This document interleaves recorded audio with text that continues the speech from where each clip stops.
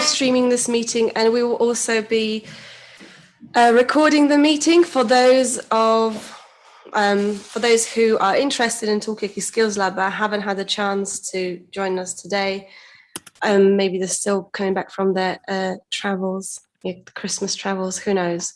But this is it. It's 2 minutes past 12. Maybe we could start very briefly. Maybe we could start with some introductions. Although I believe there's some more people joining. Yeah, we've still got people joining. I cut off the intro music too soon, I think. Why don't you bring it back in and just see what happens? Let's bring it back in. Put some of that kind of smooth... What even is this music? I don't even know. This is Native Soul.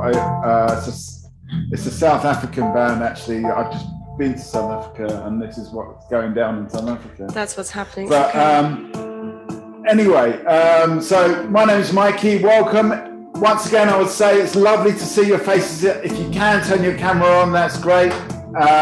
It's kind of up to you, but it's lovely to see you. We're just about to kick this off with Talkaoke Skills Lab. It's a very exciting project that's just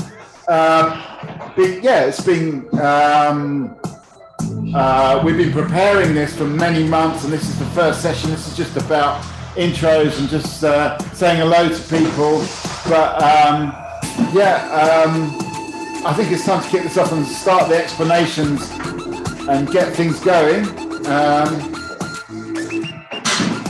We've got people joining us here in the studio as well. We are broadcasting live from Poplar in East London in the UK. We'll find out where everybody's from. Welcome everybody. So I think that's it. We are based, like I mentioned before, we're based in London in our studio in Aberfeldy Street, and we've got Rashid coming and joining us. So Rashid, you're the last person to join so far, but you're the first to be introduced. But we also have Wabwiri from Kampala. I was wondering, Wabwiri, is it worth you just saying hello from where you are and just saying a little bit about KQ? Hello everyone. Welcome to the first session of the Talkaoke Info Session. My name is Wabwiri Joseph Ian. I'm the Creative Director at KQ Hub Africa. Really excited to be collaborating with the People Speak on this amazing project that has been made possible by the British Council.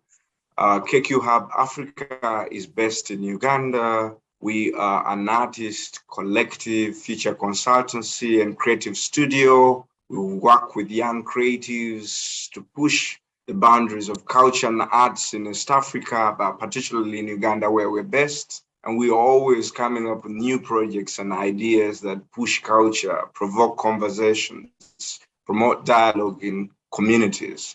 I'm really excited to be working with the People Speak on their flagship project, Talkaoke, which we've just added Talkaoke Skills Lab to sort of like and bring together a new cohort of young community leaders who have an artistic approach to their work, a creative approach to their work, to be able to sort of like harness their skills in promoting dialogue, just like we've been doing together with the People Speak. I'm really excited to learn more about each and every one of you who's on this chat, and I hope I could share more about what we do and how we can work together for the future. Thank you. For those of you who intend to apply, it's going to be a whole roller coaster project for the entire year. So really excited to see how we can run this together. Cheers. Thanks, Wabwiri. So that's Wabwiri from Kampala. And on behalf of the People Speak today, we've got Mikey, we've got Rick, who's doing the technical side of things, and we've got Laura, who's going to be doing some visualizations as well, and myself, Margot, and Rashid is our guest here in the studio. And the People Speak, we are a group of international artists, academics, and art practitioners, and we've been doing Talkaoke, the pop-up talk show, for 25 years, but our practice stretches far further than that. Our aim is to create to stimulate discussion between different communities and bring creativity into everything that we do, and create kind of non-hierarchical participant-led spaces. And we do that through all sorts of different formats. For instance, Segway, a generative film making factory, or Who Wants to Be, a direct democracy game show, or Inverse Apprentice, a participant-led skills development program provoked by hatred of the program The Apprentice. Those of you who have watched it with Alan Sugar. A lot of people like The Apprentice. Actually, they do. That's something that we. That's what we find. Yeah. But we've worked from, we pop up at various places, from street corners and shopping centres to national museums and international festivals and science festivals. So you can find us really, really everywhere.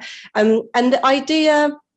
Well, the way the program Talkaoke Skills Lab came about during lockdown, until lockdown, a lot of our work was face-to-face. Since lockdown, I think a lot of people and a lot of organizations had to rethink how they do things. We were no different. And we run a series of Talkaoke sessions online, hosted at Rich Mix, who's also a partner on this program.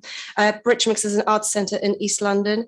And during one of those almost global conversations between practitioners in the UK, not just London, and the world, we met Wabwiri in KQ Hub. And from that, we started having these conversations. Okay, so what does actually this collaboration across borders and across different disciplines and approaches and circumstances, really, what does it look like going forward? And from one conversation to another, we were able to get through to the British Council, who was generously supporting this program.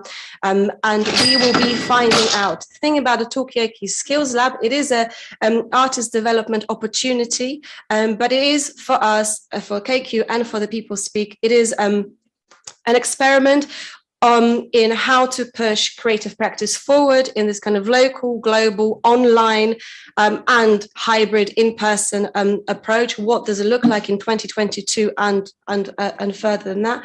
And Talkaoke Skills Lab is an artist development opportunity for artists of all genres, but also creative producers, programmers, people who are either interested in socially engaged practice or are already doing it on daily basis.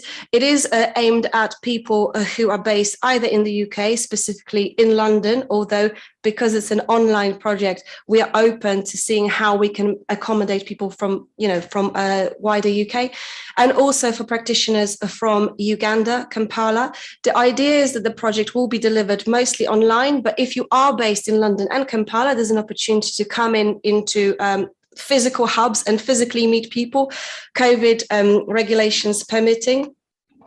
And what you can expect, and maybe we move on to the next slide, Laura, is how we structure the project. In terms of structuring the project and maybe some of the key information, obviously at the moment we are open for applications and you can apply by 1st of February. Then we are hoping the application process is super simple. I think it's just one question just to give us a flavour of what you do and maybe why you're interested in the project, but without it's not a test on anybody's flowery language. We just want to know about you, basically. Absolutely. Yeah, that's it. That's it. And then the sessions, we are aiming for about 9 sessions online. They're only an hour and a half long, so hopefully it's not too much of a drain on people's time and focus online. But the sessions are kind of themed as learning and discussion part. That's first 4 sessions. Then we kind of switch things up and we get participants to lead on some creative tasks. So you get to be more involved in shaping the program. And then the whole culmination of the program is creating a brand new format. Maybe it's a spin on Talkaoke, but maybe it's something completely different, informed by you, the participants, which we will then launch in 2 spaces, in Kampala and in London, and online. The aim is to create this kind of parallel event where people are involved. It's not some kind of presentation. I'm probably doing it all wrong now by just talking at you. The idea is not to do that. But as it is an info session, that's maybe just a way to start it. And in terms of dates, we may come back. Oh, right. Yeah, that's, you can see behind me.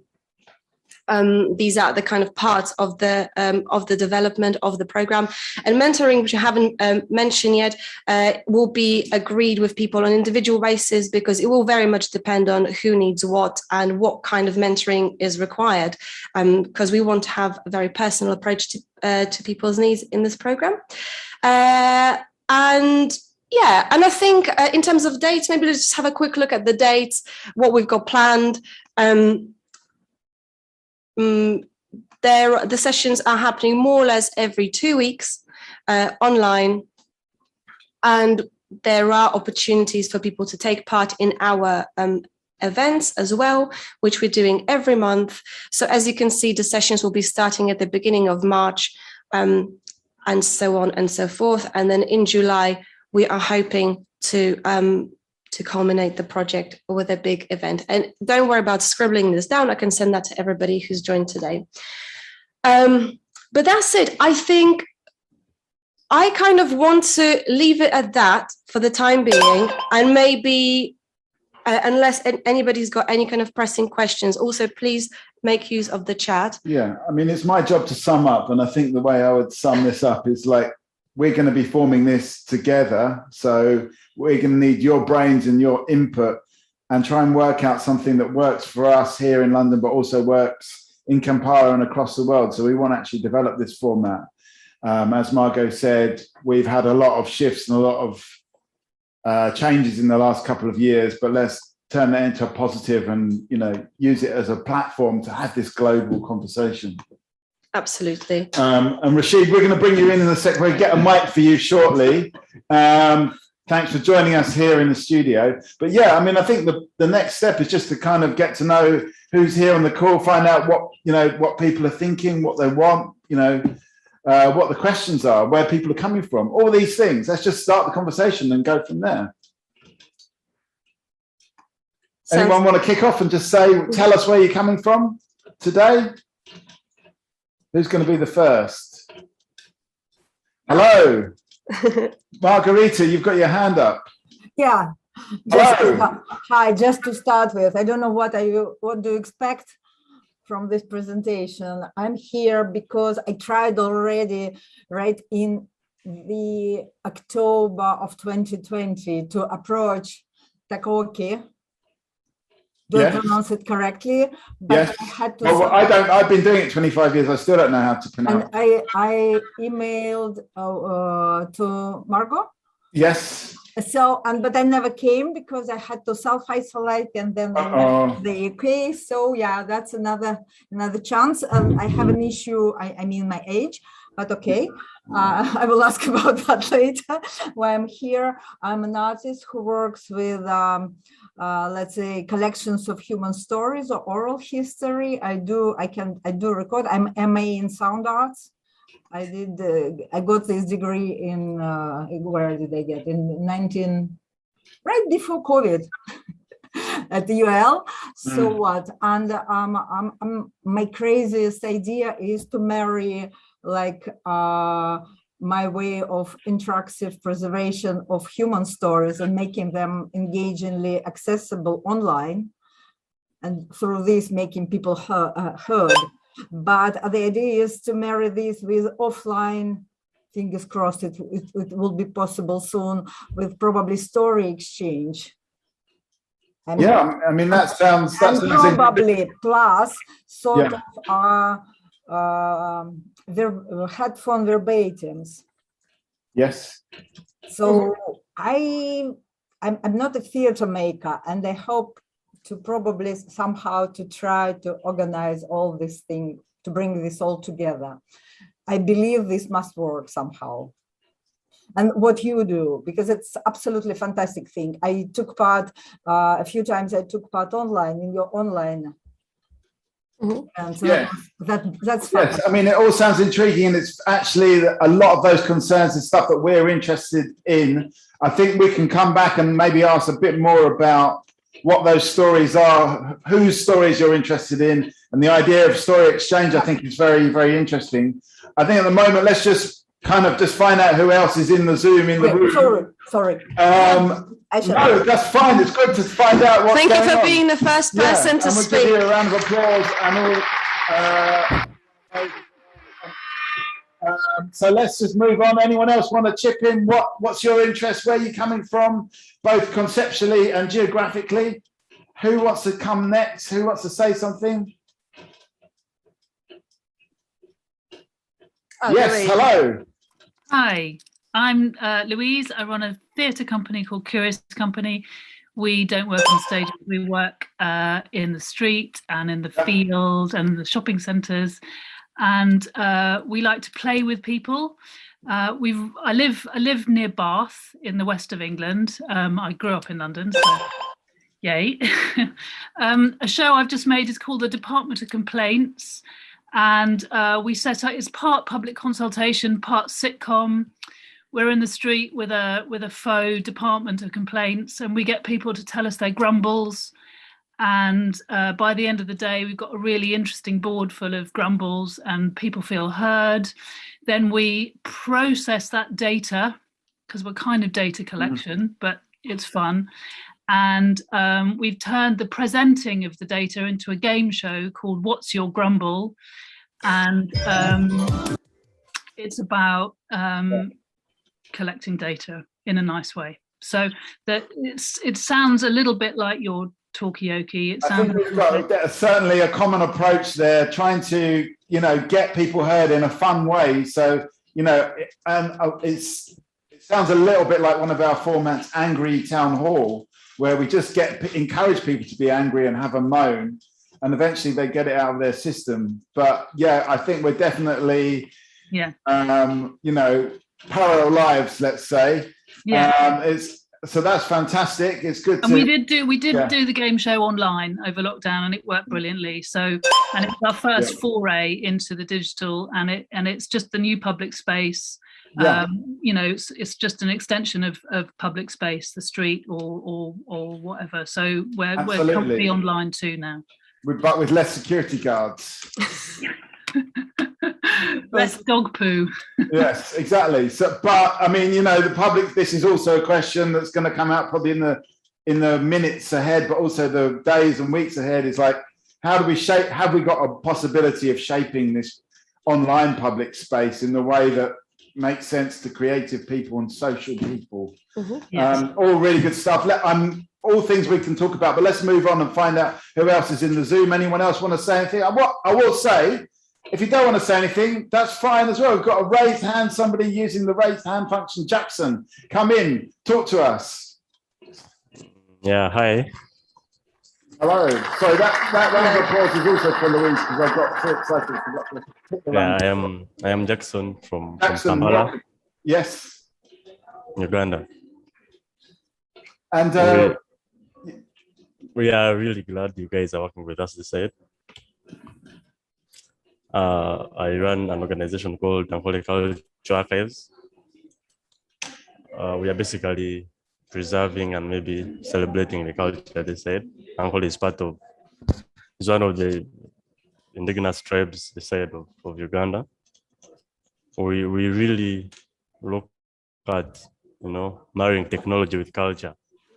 How far can it run with us, In the African context, people really didn't perceive technology very well, and they believe it is actually degrading the culture. So that's our move. We are trying to, preserve, but then at the same time have campaigns, look at the way in which the youth can actually think of technology being maybe a tree to also promoting their culture and, things like that. So we're really glad you guys coming in with us, and we're looking forward to working with, Yeah, it's going to be fascinating. And I'm wondering, in this kind of, what Louise was talking about, this kind of like global technological space, how does that, is there an African context to that, or are we all the same when it comes to this technological space? it is different a little bit this side. We have a space, yes. But then we still also have, we call it, people that are not in the space at the same time. Maybe they're worried of, maybe the space is degrading their social norms or. Cool. Yeah. Cool. Let's, we're just, I mean, these are lots of kind of threads that hopefully we can tie together. We don't need to do it right now, considering we've got 10 sessions. But these are all, I think, really important things that we're hearing right now. Rashid, did you want to say something over here? Hello, I hope you guys can hear me clearly. Oh, I think we just lost Jackson for a second. Did you want to say something else, Jackson? No, please, no, please. Okay, cool. Great, so over to Rashid. Hello, guys. My name is Rashid. Based in East London, barking myself. Originally, I'm from Zimbabwe. So I can really translate myself with everybody in Kampala. I currently run a podcast with a few of my friends called Man Up For What. This is just a podcast that we literally, you know how it is as guys, every Friday after a few beers, we're like, guys, we're having good conversations here. It's been nice for us to share this. And we felt like we were really breaking a lot of boundaries, a lot of shells. So I just realized, you know what, why don't we make a podcast about this, make something about it and help us and help other people just be able to break that traditional stigma of what it is to be a man. So it was really, really nice. And we've been really, really blowing up with it. My mom is like the biggest fan of it. Like I literally see it on her YouTube. I know how much she's contributed. She's your main social media promoter. That's the one, literally. She even goes to her nursing home and telling everybody about it. So it's quite nice. But that's the main reason why I'm here, is just to see what other people's projects are doing at the moment, because we do have a lot of opportunities in the world that we live in now. And it's nice for us to have a platform such as the People Speak, just for us to be able to express ourselves, especially us as someone who's just entered the whole creative sector and never really had an opportunity of working with someone. It's a nice opportunity for you guys to have provided for us. And hopefully we can see how much we can have a change and effect on the world that we're going into. Absolutely. I mean, it's there's so much opportunity here, so many possibilities. And I think this is, this space that we're creating here is a space that we can play with, and it's up to us here to decide how we want to work this. Obviously, we need to know a little bit about the technology, and we need to explore the technology a little bit too. And one of my questions is can that technological challenge also be a bit of a barrier as well as an opportunity? So that's one of the things I would ask as a question. But let's hear from some more people, because it's super interesting so far, what I'm hearing. Does anyone else want to chip in and just say hello? We've got Teddy. Teddy, talk to us. Hi, can you hear me? Okay, that's great. I'm sort of at uni, well, I'm not sort of, I'm definitely at uni, and I'm in a public space, so whatever, everyone's going to hear this. Okay, what brings me here? Look, I'm doing an MA in narrative environments at St. Martin's. So I've just come off the back of a radio project that we did with a university in Berzai in Palestine and one in Amsterdam. And the thing that struck me with the radio was it's very like academics talking to academics. And if I go to like a Q&A at a cinema, then it's directors talking to directors. And I think what's great about this is you break that. Like I can talk as much as I like to other academics, but what's the point? I don't see that we're really making much social change. And I think my own practice looks at the intersection between like social justice, landscape architecture, and performance. I will not hide the fact that I quite like the idea of performing and being the performer. I was hosting a lot of these shows, but I felt a little bit like I had to behave myself, and there wasn't so much scope for play. And you've mentioned that word over and over and over again. And I think in some of those subjects that we're dealing with, that you have to kind of diffuse the amount of intensity in some of these social justice projects. And I'm also really interested in the technological side of it as well. It's maybe a weakness of mine. I'm glad someone else talked about age, because I slip out of that bracket that you put in there as well. So, I mean, that was a criteria of the funding. So if people can just lie about their age, we won't, we'll just leave it at that. And then my tutor said I have the spirit of a 25-year-old, so we'll go with that. Yeah. One last thing. Oh yeah, I am based in London as well, and so I'm familiar with the surroundings. Mm-hmm. That's really good. Yeah, there's a lot in there. I can relate to a lot of the things you're saying there, Teddy, as well. Absolutely. And this whole point of this program is to just try and develop some things together and see where we go with it. And as you mentioned, have a bit of fun and a bit of playfulness to try and invent things too, I think. I will just also add to this, apropos of applications, obviously, we are focusing on 25 to 35-year-olds, but if you're outside of that age bracket, it doesn't really disqualify you at all. It is about creating this kind of platform to have these conversations on an equal footing in a way. So, yeah. Did I say the wrong thing then? Oh, no. It's been recorded, actually. No, that was just a joke. Yes, that was just a joke. No, but... Yeah. And on the subject of the structure and I think Teddy mentioned about these Q&As. I think that's something that we really try to break up with this project, and this project will be participant-led. So we have got some tools in our toolbox that we've been developing for 25 years, but we are much more interested in what people bring into the table, and we don't know what the outcome of this will be. And this is how we work. And often people want to know, like, yeah, but what is it that you do? What is this thing? And sometimes we can answer that, but very often we can't, because we genuinely take it into our hearts that we just start almost with an empty space. And those who make theatre sometimes, you can probably, you probably know what this means. You come in, just see what the conversations, what people's skills and interests throw up. So that's what we want to do here. So yeah. And it's great to see already like spread of interest. We've got podcasts, we've got mental health, we've got art in Uganda, we've got radio mention and theatre and performance. I really love that already. This is brilliant. And game shows as well. And game shows, But anyway, and fun. Right, who's next? Anyone want to come and say hello? I feel there's a few people leaning towards their cameras. Who's going to jump in next? I can be the next person to introduce. Hello, Evelina. Welcome. Hi. Hello, everyone. Right. So I guess I am a socially engaged artist to some extent, but I use Clay as a platform to let people express themselves. But I also look at the firing, the ritualistic aspect of the firing and sort of the performative side of it all. I am trained as an actress, so I try to marry those two different approaches. But also what I do is very often participant-led as well. I give people clay, but I don't necessarily know what the outcome will be. So I guess that's that. I've got a question for you, Evelina. Does that ever worry you that you don't know where things may end up? You mentioned about socially engaged practice. Like what... Are you ever, what does it mean to you to not know where things go?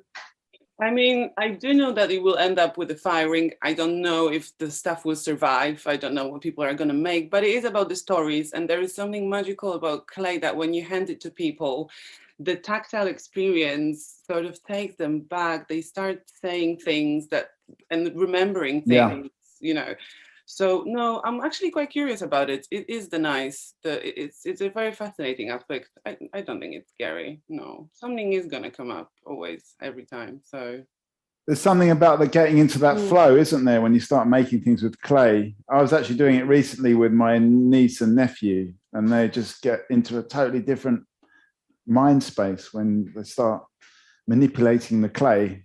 Yeah, especially with trouble kids and kids that, or even adults who finding it difficult to focus, for instance. You can start a conversation on a completely different level by keeping their hands busy. So, yeah, I have done some of the clay social online over the lockdowns. So that was quite interesting as well. I've done some, oh, hey, that's how it works. Thanks, Laura. So I did some collaboration with Laura. So Laura brings me here, answering your question. Yeah. This is some of the work we've done at the community center in Camden.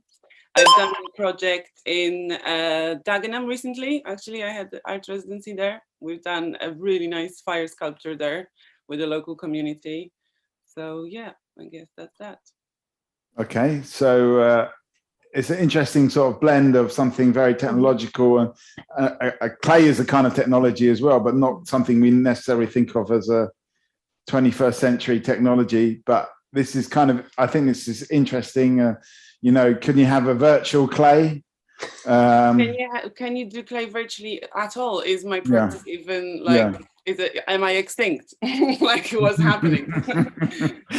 I don't know. So I quite often feel a bit extinct after doing Talkaoke for 25 years, but it still seems to have a place. Thank you. Yeah, this is all good stuff, and it's an even greater variety of creative people. Anyone else want to jump in? I'm really enjoying this, actually. I could do this all day, just chat to people about the work they do. Anyone else want to jump in and talk about what they do, where they're coming from, both in the sense of their work, but also literally where they're coming from, where they're dialing in from? I'm not gonna, if people... I feel like Laura is smiling, but I'm not sure. Do you want to jump in? Yes. Hello. Hello.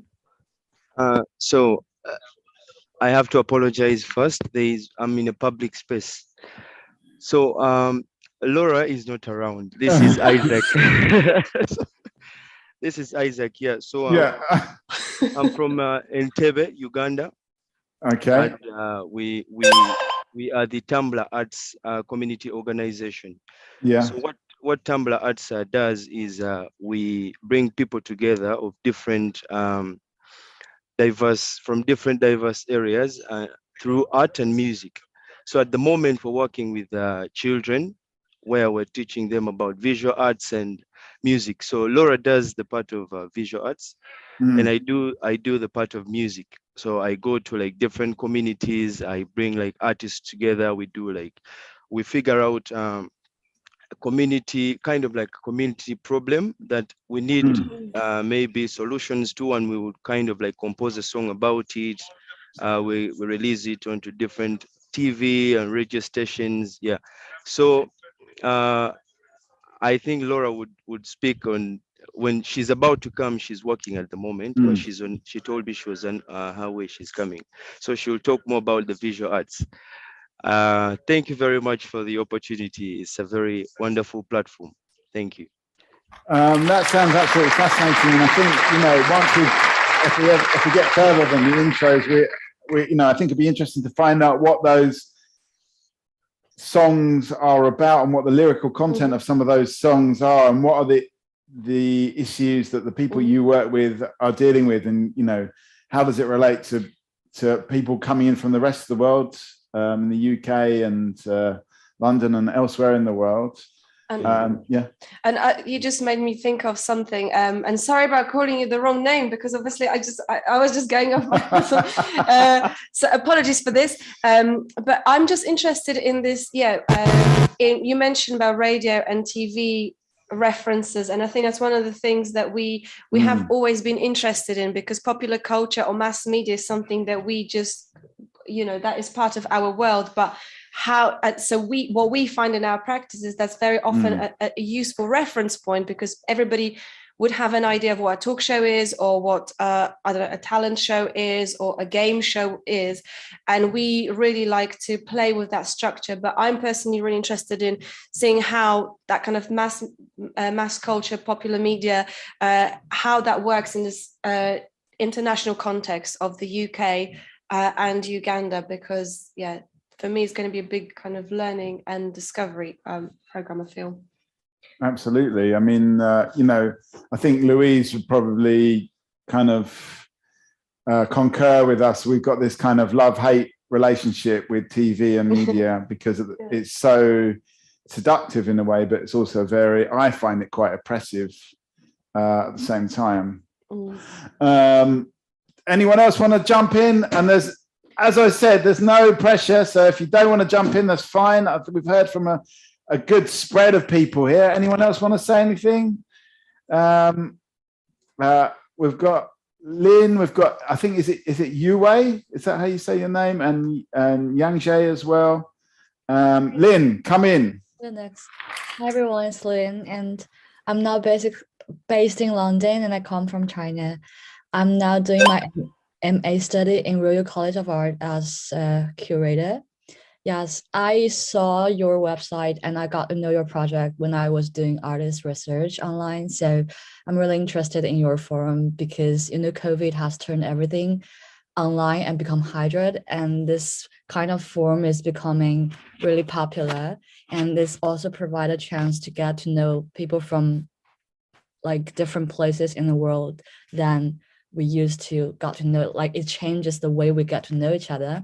And I'm really interested in the tension between our anticipation and emphasis on going out to the public and the physical restrictions brought by COVID.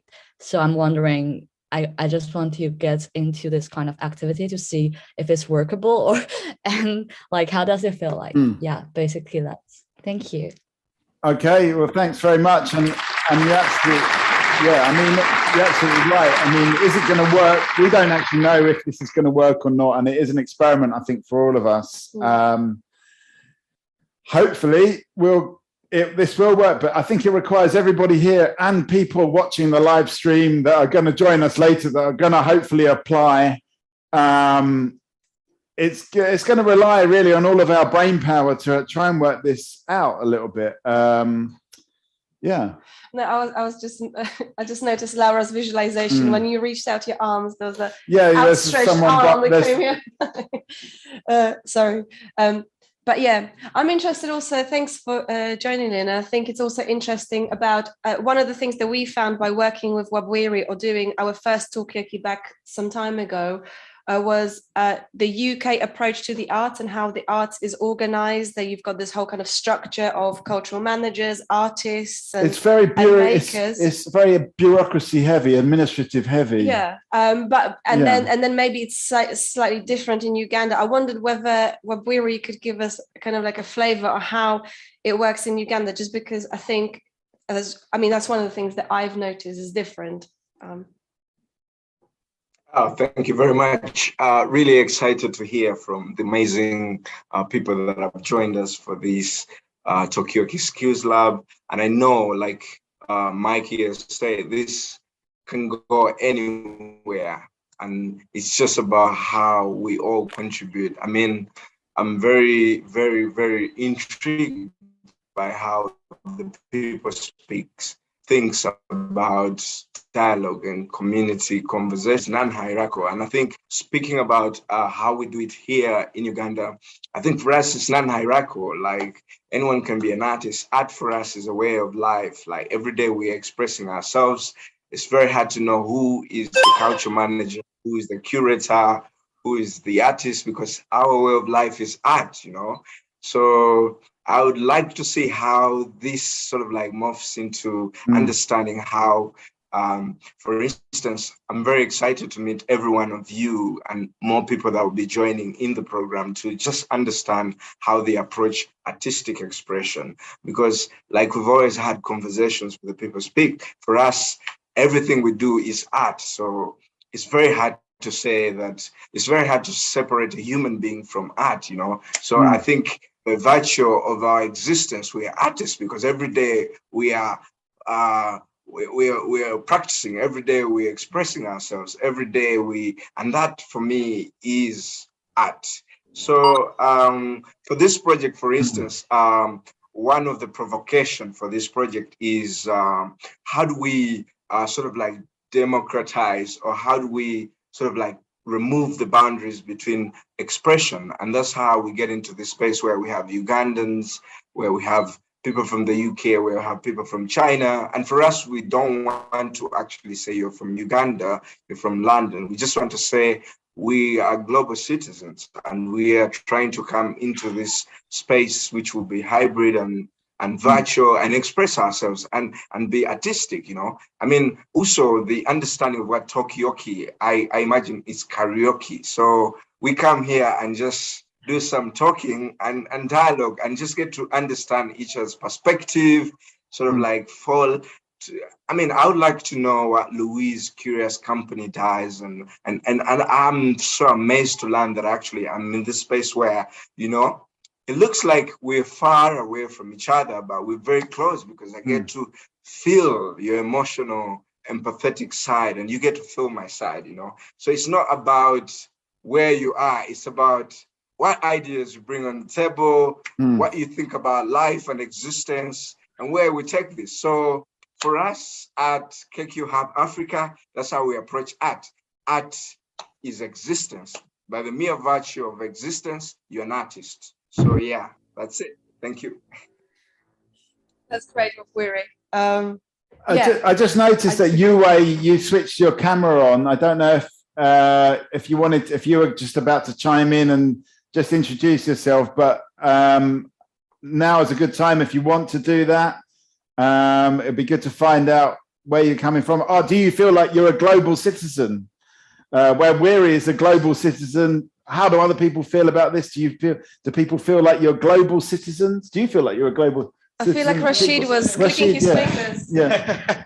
No, I really did like translate with that, because it is very, very true. We live in such a shrinking world nowadays, so it literally feels like Uganda's across the road, which is exactly where we were speaking about, appealing to the masses through different forms of media. And I think that's what's so powerful and so beautiful about the world we have now. We've got platforms, YouTube, social media, all of these platforms for people to share like-minded ideas and to collaborate towards a like-minded goal. And I think that's perfect. That's exactly what it is. I do feel like a global citizen. I do feel like you're literally across the road, because within minutes I can ping you an email, I can ping my idea over to you, and we can work together and we can collaborate. And that's what's quite beautiful about what we're trying to work with right here. Okay, so definitely getting the global feel. Yue, come in and tell us where you're coming from in both senses of the words. Hello. Hi. And I'm Lynn's classmate, and we're also studying curating contemporary art in RCA. And we research the artists online and see a website about your program. We're all interested about this, so we join in today and want to learn more about the experience and how to collaborate with some community, because my individual research about the fictioning thinking, how to as a method in curating, and I want to make the fiction thinking be a co-working method. Yeah, so I think I want to learn more about the about this collaborative experience. Yeah. Do you feel like you're a global citizen, Yue? I'm not sure. Maybe. I don't think about this before. Yeah. And look, we've got some. Thank you, Ed. We've got. You turned the camera on, Yangji. Welcome. Tell us a little bit about yourself. Hi. Actually, me, Yue, and Ling, we are all studying the Royal College of Arts right now. Okay. And I am coming today because I am really interested in the show you guys post on the Instagram. I also noticed that you have a cooperation with British Council for the cultural exchange things, right? So yeah, that's the reason brings me here, because I want to know more things and maybe discussions out of language only in English, because we are speaking different languages. So I was wondering how you guys doing that. So that's the reason bringing here today. I mean, that's an interesting point, and it is something that we've talked about already. You know, this is in English. Are we excluding people? Are we kind of is a global citizen an English-speaking citizen? There's so many questions, and I think it's a very good point to make. Maybe we should just speak Esperanto, be over and done with it. Should we be speaking Esperanto? I don't know if you've got the captions open. If you go down to the bottom of your Zoom and get the live transcript, which is done by artificial intelligence, it is giving you subtitles in English, but maybe this in the future, this will actually translate into any language you want. And where will that bring us? But I think there's an interesting point about different ways in which a creative exploration or communication can happen. I think language is part of it. I mean, the reason why we work with visualizations is that one of the things that we do at the People Speak, we want to stimulate collective imagination. And just because I think of, I don't know, theatre has got a specific shape in my head, I'm not assuming that you think of theatre in the same way. So by doing visualizations, for instance, we kind of provoke different interpretations. And sometimes people will say, no, actually, it's not like this, it's like this. And that's actually brilliant. So we're trying to, kind of stimulate different ways in which we get the conversation going. But I think obviously language is a big part of it. And the program will be in English predominantly. But I think we are kind of opening ourselves up to, in a vein of this conversation about being a global citizen. I'm a native Polish speaker, and I think there's maybe one or two other Polish speakers on this call. So, there are people who speak different languages, and how that finds its way into the project or the final event, we don't know, but we're really happy for that to happen.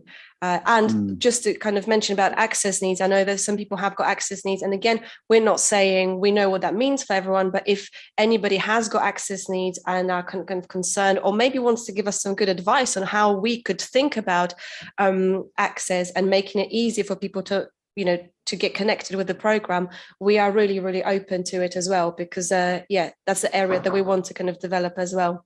Oh, 1 sec. We've got some more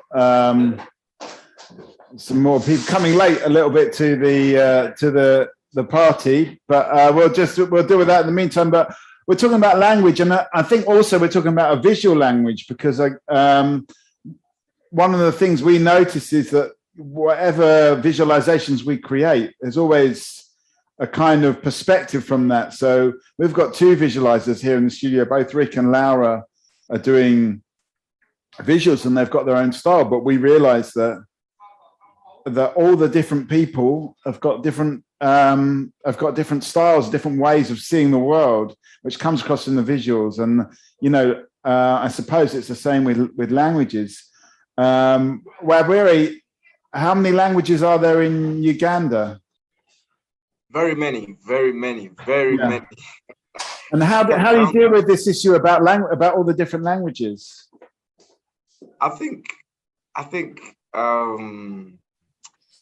don't know, language is communication, really, and different communities communicate differently because they probably have things they identify with, so it's very hard to take away from that, because it's intrinsically very much situated in our being that we will always gravitate to spaces that we feel safe. And in the process, we learn a way of how to communicate in those spaces. So, of course, that's how language comes about, And I want to imagine that language is a way we feel safer, So if I feel safe talking to someone in a certain language, and I feel safe talking in that language for a longer time, I feel that's the community where I gravitate to. But I think it's a very, very, very complex thing. It's up for debate and dialogue, but also something I just wanted to say about this project. We want to foster dialogue. We want to see that the participants of this project can be able to harness their skills, to be able to be like you, Mikey, to be able to be like me, because we are very skilled at provoking this conversation. So Talkaoke Skills Lab, maybe something that I felt wasn't sounding very clear, is for the participants that will be part of this project, for our cohort, and also those that will be involved in the conversations moving forward. We want you to sort of like harness your skills of provoking conversations within your communities with the tools that the People Speaks and KQ has been using. So for instance, I like what Margot has been talking about. Visualization is one way to sort of like break the language barrier, because when we put visualization, at least we're able to see this is how it is. So that's the skill that I think the People Speak is very great at. And that's why this conversation is very interactive, because they have a way they play around with sound, they have a play around the way they play around with visuals. And for me, it feels like I'm being taken on a journey of learning, you know. So you know this what? project is that. You know what, Wabwiri, we're kind of greedy. We want more. We want more tools, more skills. And, you know, we want to suck it out of these people here. In return, they hopefully grow their skills as well. We've got a new face here. We've kind of spoken to everybody, apart from, I'm guessing this is Laura next to you, Isaac. I just want to say hello. We've already heard a little bit about your project in Entebbe, but just say hello. Let's give us a sound check and tell us, a little bit about. We've heard a little bit about the music project that you're doing there, but maybe just say hello and tell us in your own words what's going on. So sorry I'm late because I'm an art teacher, so I just came from a class. So that's why I just joined a bit late. Yes, we've set up a community arts project called Tambala Arts, and we're kind of in the stage now where we're trying to get the ball rolling. We have like a few small things that we run, and definitely, like, because I'm from the UK and Isaac's from Uganda, like looking to create those links is really important to us, intercultural side of it. That's kind of like why we're here, to learn, to meet people, to sort of I've heard of KQ Hub Africa before, but I just wanted to sort of learn more. we're here mainly to listen. Well, you say that, but you're the one that's got the experience of the UK-Uganda collaboration, it seems, so we probably need to learn from you as well. What about this question of language? What do you think about the question of languages? And, you know, is everything just going to become, if we're global citizens, does it mean we have to speak English? What's your experience of language? Like, I'm just so used to there being a translator in so many spaces, because like Webrere was saying, like, so many people speak different languages. So like, there's always not always, but even like when you go to church, or when you go to a wedding or a function, you're always having this person speaking in English, then you have the other language that is spoken as well. So you're kind of used to this. Like I had to get used to always being a delay and not having to say everything so quickly like I want to all the time, like having to sit back and listen. It's good if you're talking, because it gives you more time to think whilst the other people are translating. So I'm used to translations being like a common part of life here. But like, I really liked the point that you said about like we have the computer here can translate what we're saying in English, and I definitely think it's a possibility that there must be something out there already, right, that can translate into another language. But I found that was an interesting point. I mean, will that job be done by a computer, the job that's done by a person, a translator person at the moment for you? You can speak into the iPhone and it translates it, right? Like you enter it and it translates it into another language. So I feel like it must be a thing that can be done. I mean, Wabwiri's nodding there. I mean, what do people think about that possibility? Are we getting rid of the humans in the kind of chain if we're doing it by computer? Go, Rashid. Yeah, it's a little bit scary. It gives me flashbacks of iRobot with Will Smith, and you're thinking how much the world is going to change so quickly. But I think it's quite a necessary thing in terms of the way I always look at language. Is basically like, it's like rice. We all have different types of fried rice, this whatever, but it's still the same message. Yeah. At the end of the day, it's still the same product. And I think in the world that we're going into, I think there is going to be some sort of function where you literally just maybe even be able to talk to each other, and you would literally hear it in the language that's preferred for you. And I think that's good, because at the end of the day, we're still trying to create that bridge for us to be able to communicate with people from different cultures and different backgrounds. Yeah. So I think personally scary, but I think it's very, very necessary. Scary, but necessary. Yeah. Okay. All right. Well, we've kind of spoken to everybody now, which is good. We've managed to use up like an hour of the time already.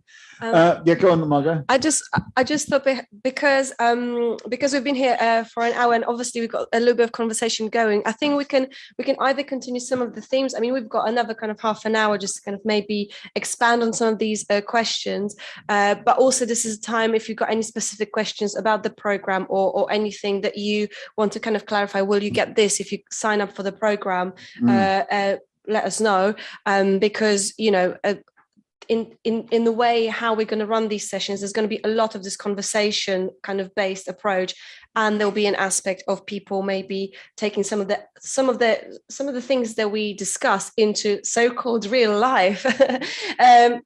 For instance, for us, what that means is to be based on the street in the studio here, and having people coming in. We do Talkaoke out on the street here, so some of the things that we develop in conversation, we can very quickly run it past people and do those types of things. We've got some skills which we will be able to share with you if you join, on how to do that in your communities, if that's useful, and learn from you how you do it.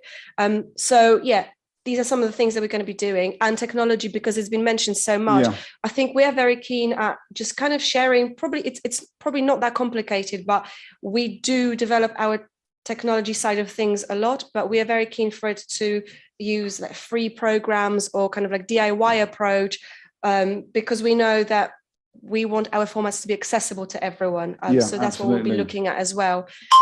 But I mean, is there anything else from your perspective that you are particularly interested in when it comes to Talkaoke Skills Lab, or any kind of questions that you as a creative person, you still haven't managed to answer, something that you want to kind of discuss with a creative community here or elsewhere? I mean, let me just recap while, because I think a lot of the points that I think we anticipated have come up with the questions about, what is this virtual public space? What are the barriers to entry to that space? How to be creative, how to reduce hierarchy. Okay, so everyone's an artist, and this is something, which is kind of radical in the UK, but actually in Uganda, it seems like that is just how it has always been. So there's those things. There's, it's like, how do we work together to create something new? The question of music, all different other kinds of creative form, music performance, theatre. How do we weave these things together?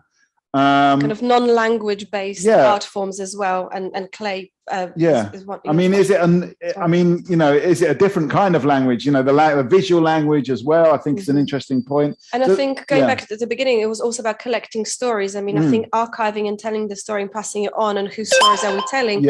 I think it's just an interesting conversation. But what does it look like in an international context? What do we do with that? And a whole plethora of So that's the stuff. That's the stuff we've got to work with already. That's the clay that we've got to work with already. But I think that will be fuel for the ongoing sessions. But are there any specific questions about how we're going to proceed? I think now would be the time to actually talk about those. In a way, more mundane procedural questions about if anyone's got any questions. Now is really the time to ask them, and they will be also recorded for those people watching later, because not everyone could make this session. So it will be useful if you've got any questions at all to throw them in. We've got one from Laura and Isaac. What's your question? So I remember reading about, because obviously I missed a bit from the start, but that's why I was talking to Isaac to get him to fill me in. But like, you have 8 sessions, isn't it? What is particularly, does each session have like a different theme or topic, or like, how does that work?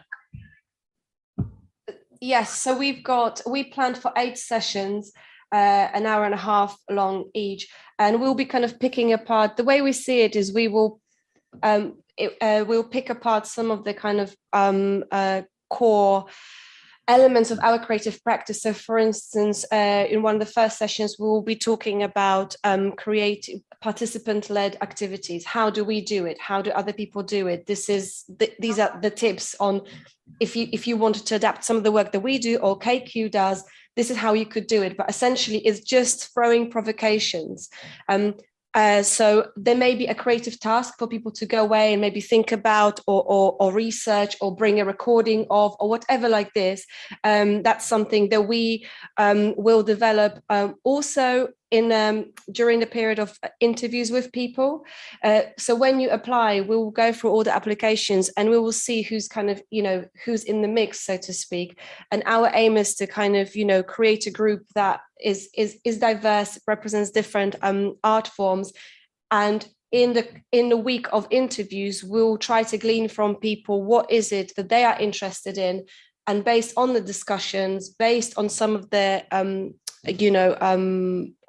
learning or some of the tips that we can share very practically and very concretely, we will weave that into the development of the program. So sharing knowledge, discussion, and creative activities, all with the view to creating an event, a format. As Weary said, we want you to go out into your communities, wherever that is, whether that's an online or a local community or a global community, and just play with some of these ideas that we're going to be throwing out there, and hopefully other people will be throwing ideas out too. Mm-hmm. Yeah, that sounds really useful. Thank you. And I was also wondering, should we apply as individuals? Did you ask that already? Or should we apply as our organization? How should we? I think you can send out. We've not had that. I haven't considered that, to be honest. But I think it's about individuals. It's not like we're going to run out of room in the Zoom, so to speak. As long as we kind of fit 99 people, that's fine. But I think, we are aiming for 20 people that's 10 from Uganda, 10 from the UK. But considering that maybe some people won't be able to commit to all of the days, or, maybe we will, maybe based on how engaged you feel like you can be in the project, you can join and zone in on 1 or 2 sessions, but probably would want to get to know who you are personally, and the organization, I think it would be because I think we would either apply as Isaac and me separately, or we apply as Isaac and me together on behalf of Tambala Arts. So then I was wondering, do we write 1 application or 2? I don't know, I think it's up to you, to be honest. I don't think, we want to know who you are, but whether you put in 1 application or 2 separate ones and say that I would say it's easier to just do 1, isn't it? I think it's less work. It's less work, less writing. So maybe just do 1. Because of the number we have, we are limiting it to 1 person. We cannot have 2 people from the same organization. I think that would be unfair to others who might come as individual organizations. So it would be better, one of you could front Isaac, but you can always interchange within the sessions. So I think that's what is ideal. We can have the 2 of you, but the 2 of you cannot be represented as 2. Under 1 name. Can only be represented as 1. So you can always alternate in sessions. So Isaac can attend some of the sessions, and Laura, you can attend some of the sessions, depending on how you 2 program. Okay. So we can have the 2 of you, but we only have 1 participant, contact person. Thank you. Okay. So just to be clear, so we could apply as both of us, but then 1, we take it in turns or whatever, whenever we can make it to come as 1. That's if you go through. That's if you make it through. If we do. So there's also a judging criteria that we're using. We're looking at a lot of things in terms of how this program will be relevant for the participants. So it's not that we're saying Isaac and Laura are going through. It depends on how much convincing you are for the judging team to decide that, yes, let's take on either Isaac or Laura. So it will depend on that. But just to give you information for anyone that is listening in, both on the Zoom or outside there, we're taking in 1 individual per organization. But if the individual feels like they cannot commit to the program for the entire yeah, they could front someone that could take on some sessions. Yeah, I think that would be okay. The hand on the baton. Okay. And I hope that cleared up a little bit. But if you want to have a chat outside of this, also it's fine. If you kind of when we get closer to the application deadline, 1st of February. Yeah, and that also goes to people watching on the YouTube. If you want to, if there's something that's not clear, just send us an email, send us a message in whatever social media format is your favorite, or send us a letter or postcard if you want. Still loads of time. Yeah.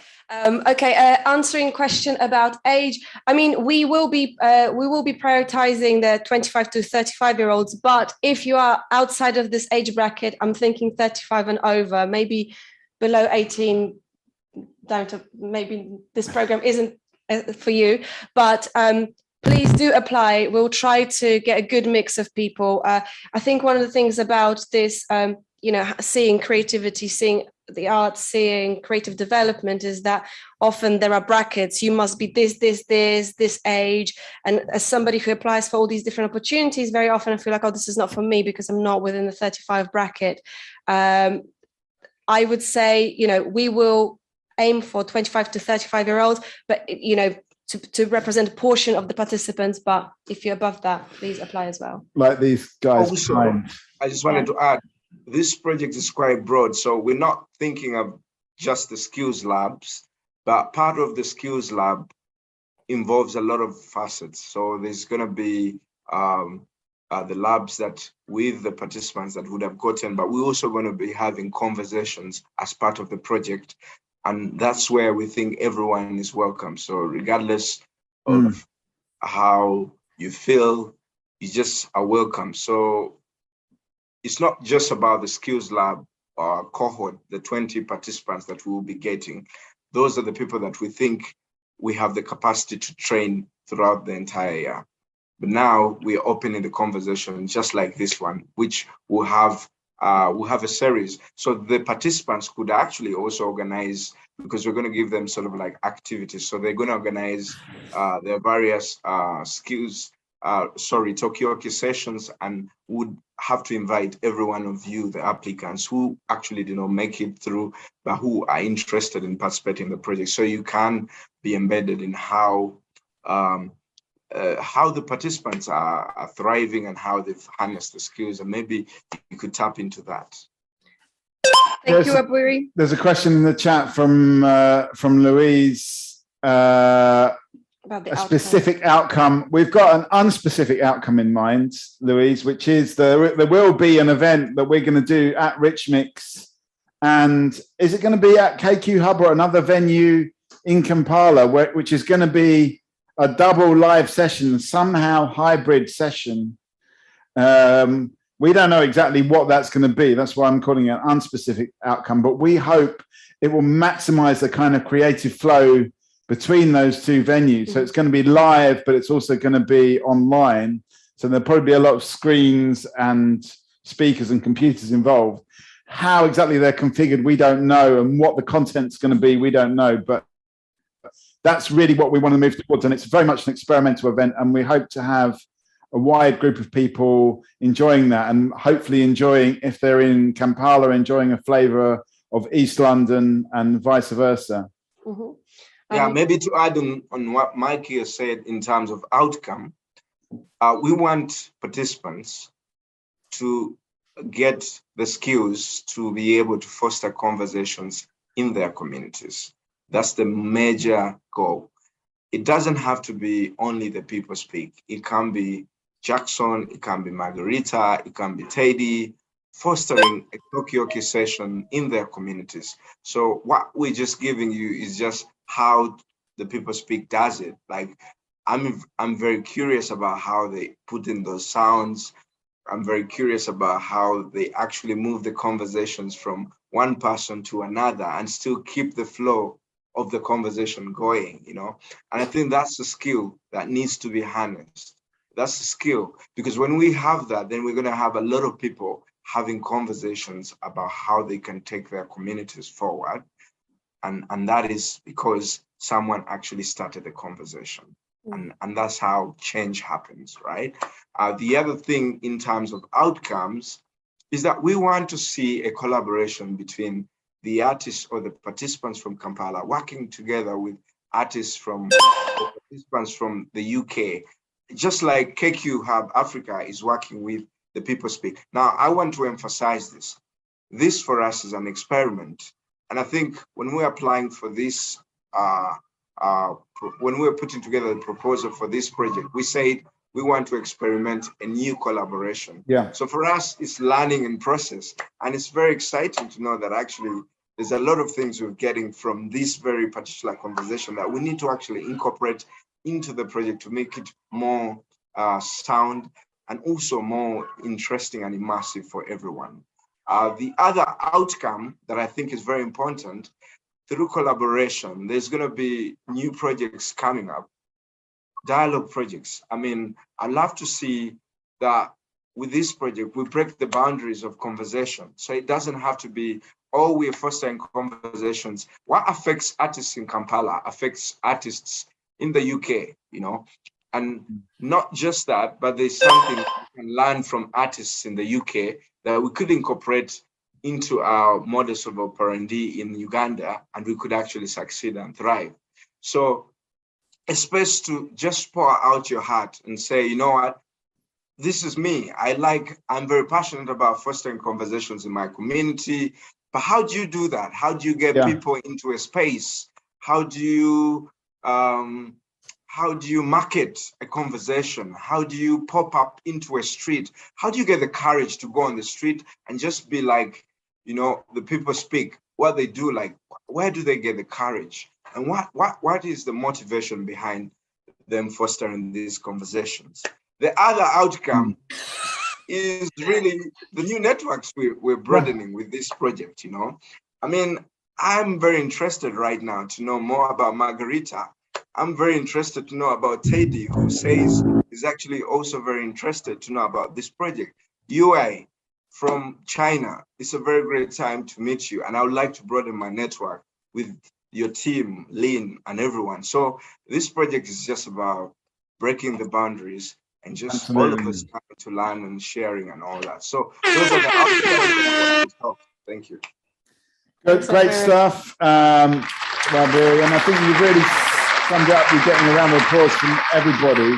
I mean, I think one of the things for me personally is, okay, we do things in a talk show, game show style, but obviously that's not the only way to get a conversation going. And I'm hoping with the diversity of creative people here and also that will apply later, that we can actually see some different ways of starting this conversation that will also have the same creative flow, but it doesn't have to be, you know, with the cheesy sound effects, even though I'm slightly addicted to them, I have to say. There's lots of other ways, and we're hoping also to find these ways and discover new things too. I mean, you know, the idea of using clay, you know, or using performance, or using other things that we haven't really heard about yet, to me is quite exciting too. Yeah. And I think just one thing to throw into it, obviously there's emphasis on creative development, but sometimes, you know, if people are interested in finding out how to do funding bids and things like that, that can also be, you know, part of what we share. Maybe that happens in the mentoring sessions. Maybe there's an additional session. We don't know, but obviously there's the creativity and the practicalities that. Yeah, you know. And I will say as well that the sessions will be 1.5 hours long, but after that, we're going to just focus for half an hour on the technology side. So those people who are interested in that technology side can stay on. Those people who are not interested. Yeah. What does the fuck say? Wrong button. Who are not interested in that kind of stuff can just go. And they won't have to hear that. They won't have to hear how all these different devices and just connect to each other. So yeah. So we're going to be doing that too. Oh, Teddy, you've got a question. Yeah, thank you. I wondered if you could say more about like how the mentor side of the program will work. Like, so it's an hour and a half on a Saturday mostly, right? We're gonna, or potentially meet up, and then outside of that Saturday time, which is good time, when do you envisage that mentor thing happening? What sort of frequency? What sort of relationship has typically been happened in the past? Yeah, I think that's really, really important for where I'm coming from, especially. 1 second. So we just need to let post ID in. Did I say something wrong? Sorry, we got the. I think that's just some junk mail. But anyway, the mentoring. I mean, you know, we're going to be arranging that for whoever comes through onto the program. You know, and we will be. We'll be arranging that with you, so we'll find a mutually convenient time. How much mentoring will there be, Margot? I mean, I think because the program is quite short and it is, you know, it's got its limited, like practical limitations, and considering there's 20 people on, you know, participants, we may be quite limited. But what we encourage people to do is to get involved in other things that we do. So, for instance, the very basic mentoring that we can offer is a session, maybe say an hour before, you know, at the start of the program, because we find that's an important time where, you know, the group is solidifying. We'll get to understand where you're coming from and what kind of mentoring may be useful to you. But it's not like we've got some kind of template on how to do mentoring. It is a conversation, really, and essentially. And if you want to find out more about things, or you want to get involved in our events, for instance, the thing I mentioned at the beginning, every last Thursday of each month, apart from this month when we're doing it on the 20th of January, which is a Thursday, we do our regular events. And if you are London based, come along and just have, you know, get involved, have a chat, we'll have a cup of tea.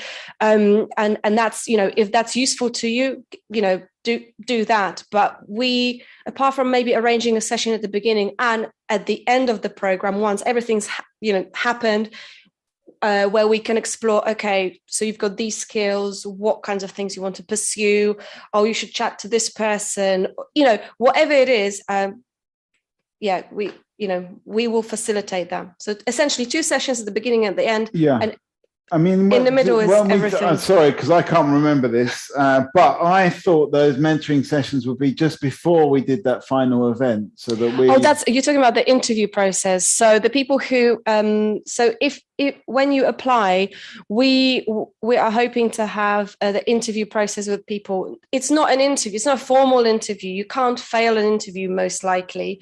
It's more about getting to understand what you are. So it's not an official mentoring, but it is a conversation to help us understand who you are. And maybe say 1 session in, 2 sessions in, if you say, okay, I'd like to have a cup of tea. And it may be that we say to you, we've got slots available on this date in February, in April, for instance. You'll be able to book on that, just so that we definitely make time. You may work like this, but it's more like cosmetics on how we book that session. But yeah. So chat during the interviews, week commencing 14th of February, when we get to know you. And then, shall we say, official mentoring arranged with you individually at the start of the program and maybe at the end of the program. Weren't we going to do that before we did the final event, the mentoring session? Yeah, it can happen before or it can happen after, just whatever's most useful, but probably at the beginning of the program and towards the end. But if you want to do one in the middle, you can just let us know. So beginning, end, it's very middle. much participant-led, what can I say? Beginning, end, middle is kind of hopefully that. Yeah, also, I just wanted to mention, this project is being shaped by you and everyone else. Like what I know about the People Speak is that they have a non-hierarchical approach to how they push out their art. So it's not like you're a senior and then there's this junior and we want to put you together. We believe that everyone has something to bring to the table. And that's why when we're having a conversation like this one, everyone contributes. And for us, the process is a learning. And it's also how we want to approach this project. We want Isaac and Laura to be able to give an idea or opinion of how they think the project should be and how they, and we think that their opinion sort of like affects the whole entire project in terms of how another person would feel. So really, because also it involves dealing with different people from different cultures, from different countries, you know, and bringing them into this virtual space, you cannot really know how the other person feels. You cannot really know the challenges that I am facing in Uganda and the challenges that you're facing in London. You cannot really know the opportunities that I have in London and the opportunities. Part of this project, we've discovered that internet is a very big problem for people in Uganda, you know. So we're also trying to see how best we can make it accessible for everyone, you know. And I know it could be a privilege, it could be something you can access when you're in London, but it's very hard for people in Uganda because there's a lot of restrictions in terms of taxes. There's a lot of restrictions because apparently there's a government that wants to keep themselves in power, you know. So all those are dynamics that make the project very, very interesting. And for us, it's a learning process. And like I say, it's an experiment, but at least the interview, part of the interview is just to get to know what people want to, like what they want to learn in terms of the skills that we are going to reach out. And maybe they could also say, this is what particularly I think you could help me in terms of what this entire project is all about. Yeah. But I mean, we're open to respond anytime. So our email is right there. I think Laura will share that. And anytime you have a question, just feel free to send it and we'll be able to respond. Thanks. I mean, I think that's a really good point. There's quite a few things that we take for granted in the UK is that, you know, fast internet access everywhere is kind of normal for Londoners, at least. Maybe not in, I mean, I don't know what things are like in the West Country, but around here, we, you know, we just take it for granted that there will be access on our phone, our Wi-Fi, and also social media as well, that we've got access to social media channels in a simple way, but that's not the case all around the world.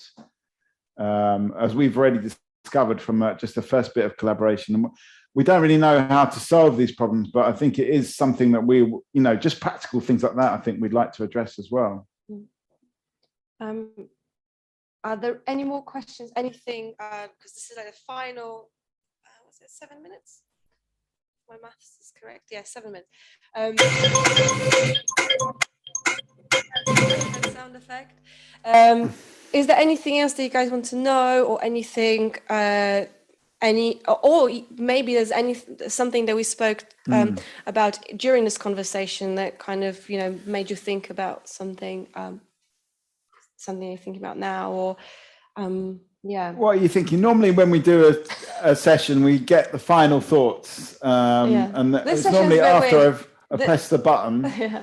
But I mean, it may be that there are no thoughts, but hopefully there are some thoughts, some final thoughts. Maybe internalized, which is also okay. Well, I always find it very useful to ask for final thoughts, and whatever I'm doing, whether I'm doing Talkaoke, interviewing people on the street or whatever, you know, I like to say, okay, right, that's it, we've done the thing. Now what are people thinking? Because you find that people then just relax a little bit and they just, you know, say some really interesting things that are in their heads. So yeah, let's just maybe just get some final thoughts. Maybe we could, I don't know, Mike, I feel like I've had my back to you here, Rashida. Get some final thoughts from you. Have you got any thoughts about all of this? No, I think it's a really, really good idea. As mentioned before, I'm really interested in the mentoring side because we're here to craft ourselves so that we can have a bigger impact in the industries that we're engaged in, especially for me, who's someone who's quite new to what I'm doing. It's nice to hear from everybody else around the world that they've got their organizations. Some people are doing their masters. So I want to learn from not just you guys, learn from everybody else as well, as much as I can, just so I can perfect my craft and be a little bit better in terms of being creative. I mean, I think in projects that we've done before, the mentoring side has been really, really useful for people. And, you know, I don't want to sort of emphasize how it was also valuable for me when I do it, when I talk to people and find out, you know, what they're thinking and go a bit deeper one-to-one. I think it's always really, really useful. So yeah, I mean, I think that's one way to progress. And as Wabwiri was saying, we probably learn as much from that as you do when it comes to mentoring. So in a way, it's a little bit of a kind of, it's a win-win, really. Any other final thoughts online? Let's get some final thoughts from people. What are you thinking? Type it in the chat if you don't want to say it verbally, or send us an image as well if you want to, like Laura and Rick have been doing. Well, Laura today.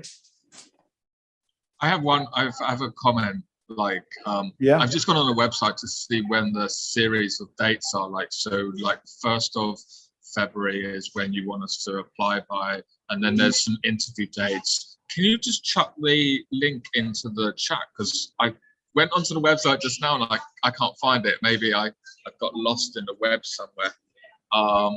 Is that cool? Can we do that? We'll do that straight away.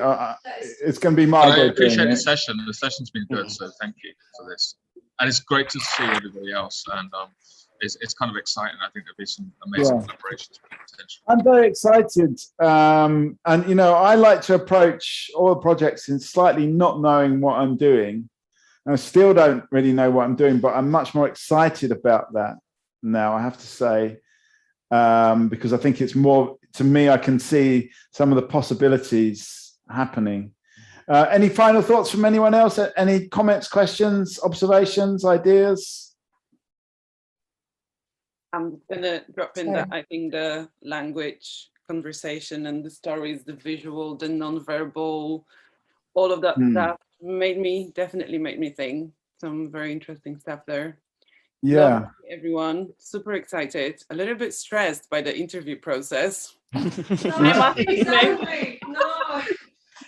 already bought a suit, don't worry. Yeah, yeah, you don't need to. Rashid's bought a suit, but you don't need a suit. You don't need, you know, it's just about, it, you know, in a way, I don't even like the word interview. It's just a chat, really. It's also good to be a bit stressed. It means you care. So True. I just wanted to say thanks to everyone. And yeah, lovely to meet you all. And thank you for the session. We've got a question there from Laura and Isaac. Yeah, just to add on to what Wabere was saying as well about the accessibility of internet. So those who do have the privilege in Uganda to use the internet, like even there's a lot of there's the restrictions, like you're saying, in terms of tax and things, but internet's also really expensive. So like when you do use it, you have ways to minimize your internet use, like turn your camera off, turn things off that stop you consuming so much data.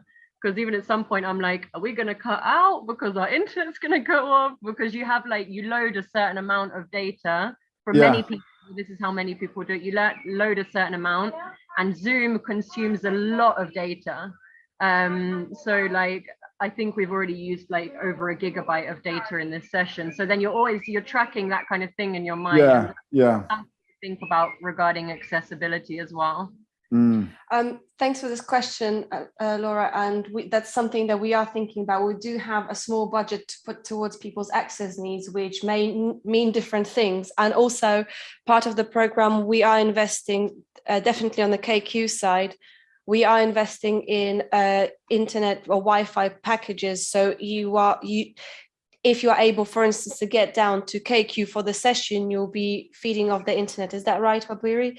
But if you have got any access needs, there is a question on the form about it. If internet is one of them, let us know, because that's something that we are still hoping to address if there are specific requests. But internet, we certainly are thinking about how to do it. Also, that means preparing maybe some offline resources for people to discuss. Maybe if it all goes really badly wrong, we can't have the internet during the session, maybe there's some resources we can put online for people to discuss.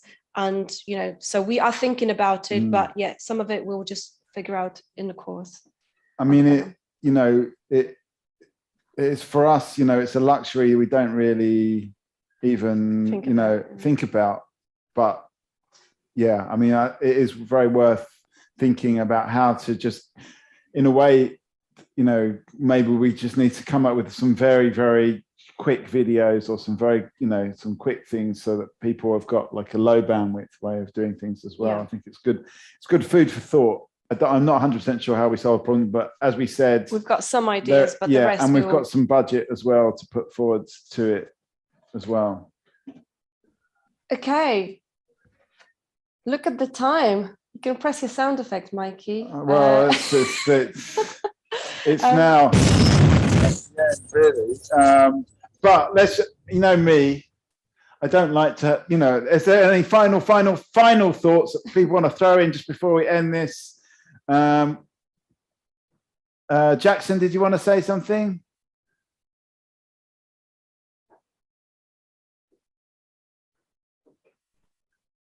I'm not sure. You're moving very slowly. I think that might be a bandwidth issue as well. Anyone final thoughts? No. Can you hear me? Yeah, I just want to thank you for, you know, bringing us all this, and, you know, I just want to thank the participants. We are really looking forward to try our best for interviews and everything. Though we are scared about it and everything, but we shall try our best. As somebody said, fear can be a good motivating factor as well, and it could be exciting too. Thanks so much for that, Jackson. I think we'll probably just... I just wanted to say this project is made possible by our partner, the British Council. So I just wanted us to give them a shout out for making it possible to connect with the people speak. Yeah, so the AI culture organization that is brokering relationships between the UK and the rest of the world. So this is one of those kinds of commissions that we think are experimental, but also sort of like coming up with a new exciting project that will connect the whole globe in terms of conversations and fostering dialogue in communities. Thank you. Thanks, Aburi. And the last thing is, yes, we are doing the Talkaoke Aberfeldy Live. Aberfeldy is the name of our street. So Aberfeldy Live Talkaoke on the 20th of January. Pop along in person or pop along on Zoom. There's a link invite in the chat. But yeah, I think, and Rashid has got his podcast recording first time around Talkaoke Table this Friday. You'll find information about it on our website. If you've got views about mental health and masculinity in whatever way, shape or form that is, join in, listen in, or watch that on YouTube afterwards. But other than that, thank you so very much to everybody who made time today. Thank you to